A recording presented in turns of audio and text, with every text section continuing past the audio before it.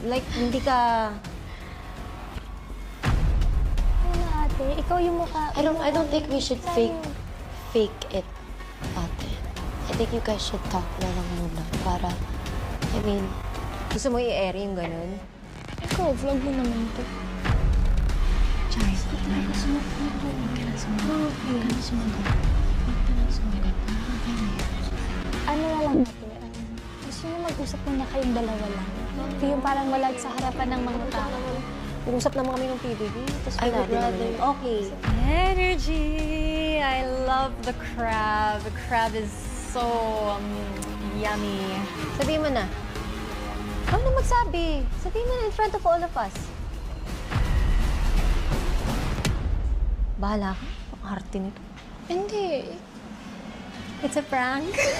Sabi ko na nga ba eh. Sinabi ko na sa'yo. I'm so sorry, guys. Hindi ganyan si Charlie eh. Hindi ganyan si Charlie. Charlie. Ang okay ni Charlie sumagot ngayon. Hindi siya ganon. Hindi ganyan si Charlie. Oo, alam mo. Prank lang yun. Kaya natatawa na lang ako. Tumatawa na si ate. Tapos yung pinasakay pa ako sa car, inikot-ikot ako dito sa subdivision ko. Ang tagal. Tawa na nga. Tumatawa na.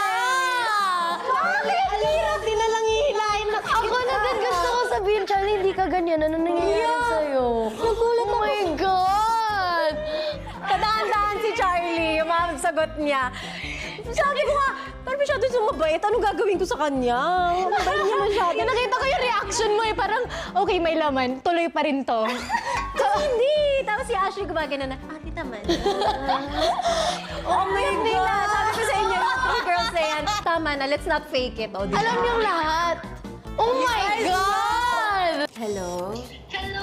Hi, Charlie! Good morning, ba? Ay, ang taas mo! May chika ako. Pinaprank ka na naman, mother. Hindi!